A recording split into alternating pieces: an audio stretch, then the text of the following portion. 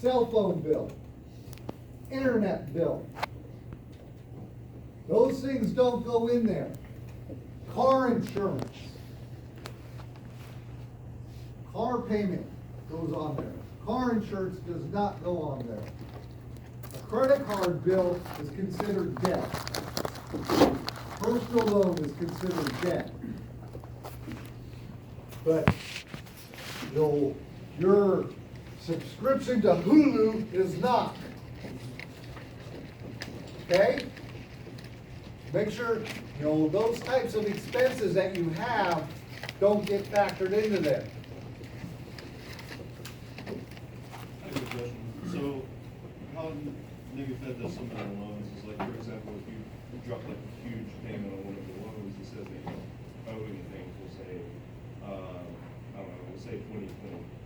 And of course, all I understand is that interest rate would still compound normal and everything onto the loan if you're not actually making payments. But as far as debt to income ratio, is that actually accurate? His question is if you basically, you make prepayments or you're paying more than the minimum, like on a Navy Fed loan or credit card stuff, so it reduces your minimum payment. Like if you've been prepaying, so now say your next payment isn't due until like June of 2019, and your normal payment's supposed to be $350, but payment due in June is like $210 because you've been prepaying. What would you put on the sheet? Is that pretty much? Is what you would do in that case, since this is a installment loan, go back to the original loan documents. And what was it factored in as that payment? What that payment, what was it supposed to be over the life of the loan? And you took out a loan for 48 months, the minimum payment was supposed to be X amount, put it on that. Good to go? You need to make sure that they're using minimum payments and gross monthly income, not take-home pay. They go down to the bottom of the LES, what you're taking home.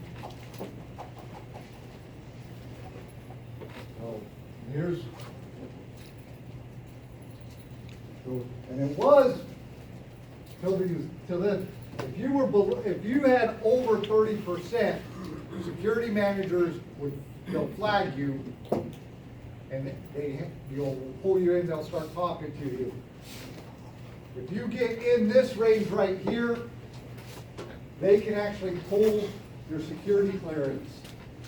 They put you in a suspended status, and at that time, then you have to go and you have to prove, okay, hey, your debt to income ratio is too high. We need to see why. Bring in your bills, bring in the bank statement, bring in all this. Why do they want to know why you have such a high debt to income ratio? Because you're at risk to be used by other foreign entities to pay off your loans. Yeah. You can be bribed. Hey, I'll give you $10,000 for a picture of the inside of the F-35 cockpit.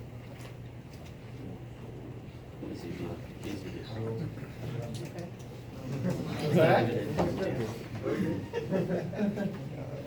You'd be surprised what people will do, and they do stupid stuff like that for pennies on the dollar.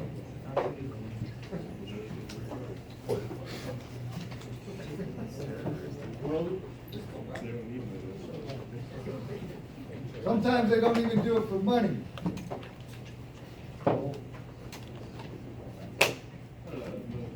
So would you technically consider a car lease as a form of debt? Yeah, car lease would be computed as a car payment, because you're in a contract. You're contractually bound to make those payments. And then why would the phone bill, does that get out of a contract as well?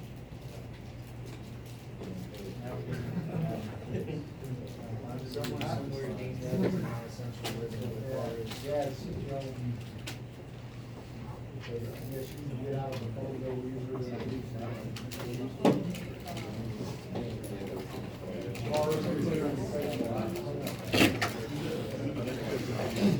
If you guys have a car, it's already paid off, you have another lease.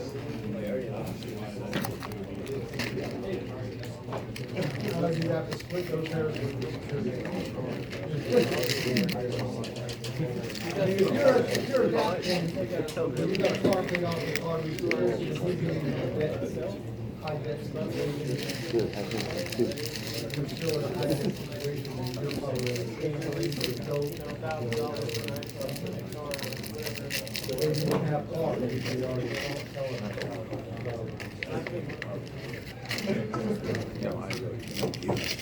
These are just so that you know where you stand if you figure it out. Keep an eye on it for yourself. One of the best things you can do is know this, be checking your own before a security manager ever contacts you. You know, if all of a sudden, if you're at 22%, then all of a sudden you go and you buy a new car. You know, because think about it. Say you buy a new car, this is my personal situation, for instance. A Ford F-350 dually diesel. But instead of dragging it out for, 7, 8 years, you finance it for 3 years. So the payment is a lot higher than if I would have taken it out for 7 or 8 years. But how's that gonna affect my debt to income ratio? Yeah, it's gonna make it look like it's high. So now all of a sudden they call me in and they say, well, hey, explain it. Well, because I've just financed a $60,000 truck for 3 years instead of 7 years. So I don't wanna pay on it for 7 years. Oh, okay. And once it's paid off, once it's paid off, I'm done with it. You could show, you could show why it jumped up. Well, why don't you stretch it up? The payment's lower. You gonna make it? You paying it? No, then don't tell me how to pay it.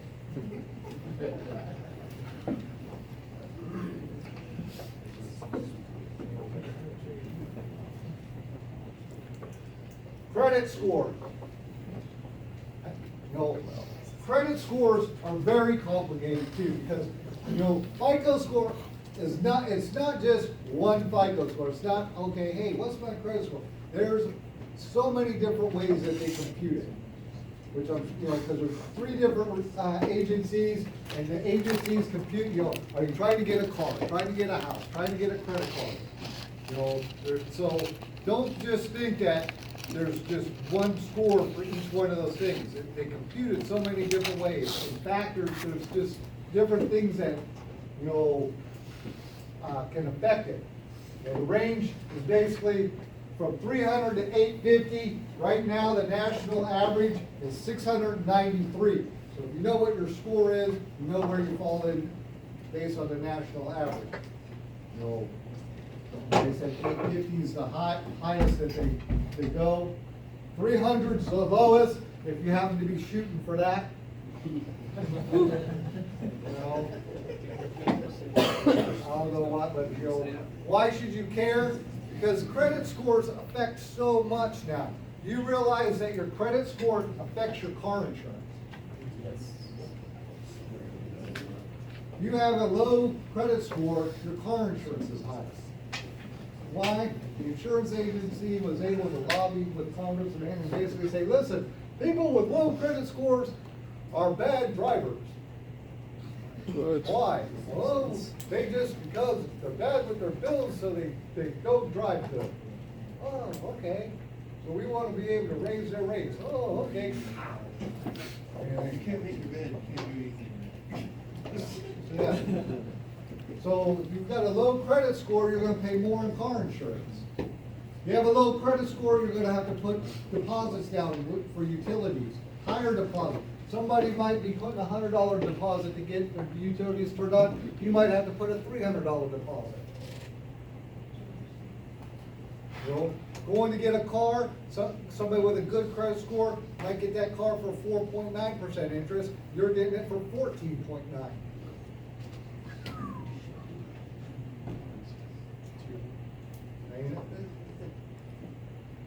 It affects a lot of things. How do you influence it?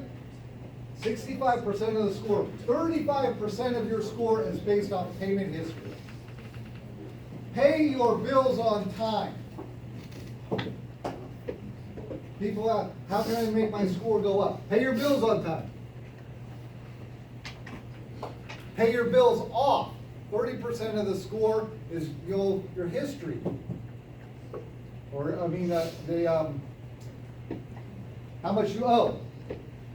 You have a credit card with a $3,000 balance and you owe $2,800 on it, you have a lower score than the person with a $3,000 credit card that owes $300. And here, to debunk a myth, well, I got a credit card, so I need to go and charge something on it, and I need to make payments for 6 months to build my credit score up. No, you don't. Your FICO score, the way it's computed, if you go out and you charge a tank of gas on it today, and you pay it off on Tuesday, it shows that you charged something, paid it off. You're able to use credit and pay it off. Good use of credit. The only people that want to see you charge something and make payments for 4 to 6 months is a credit card company. Why? Interest. That's how they make their money. And this just shows. MyFICO.com, you can go on MyFICO.com and that's where you get your FICO score. But I believe they charge like, last time I checked, I think it was like $7.99 or $7.95 or something like that. Navy Fed does it for free. And Navy Fed, most credit card companies now, when you get your statement, you've got your score, you go online. What you have to check though, that score you're getting is based off of whatever company that credit card used. Like if they use Equifax to approve you, then you're getting a score from Equifax, however Equifax computes it. So you get, when you click on it, it'll tell you. The company that runs TurboTax, they actually have FICO and the Equifax on there if you make an account with them. And it'll break down like your debt to income ratio, your payments, like everything that is related to like your social security number that you put in there. Like Yeah, they have an app for it actually. Yeah, download the they app break and it get down, all like, of it. pretty It gives well. you It gives you a debt income ratio, it pulls up what's on your history, how much you owe, Missed payments, Missed stuff like that. payments. Oh, so they're giving you almost a credit report. from Yeah, Equifax. it also gives you a credit score. Yeah. So they're giving you a credit report. And it's This all for is- free. It is through TurboTax? Who? The company that runs TurboTax. Yeah. TurboTax and it's Equifax? It's Equifax and it has FICO score as well. They give you both. Okay, so you're getting basically you're getting your Equifax, sounds like you're getting an Equifax credit report. Yeah, that's all free. Yeah. Okay, I wasn't aware of that, thanks. There you go. All right. Now, what I wanna make sure of, I don't know, because I can't remember, if you wanna, who can review your credit report besides you? Creditors, lawyers. What'd you say? Anyone with your social security number? But besides that, the biggest thing is people you give permission to. All these people, but the thing is, you gotta, you're trying to get that card to come out, hey, you sign this, gives us permission to pull your credit report. If you're applying for something online, there's that box you have to check. But of course, like you said, anyone with your social security number, which is why it's important for you to be reviewing your credit report every so often. Because an annualcreditreport.com is a site you can go to, because by law, you're entitled to 1 free credit report a year from each one of the sites.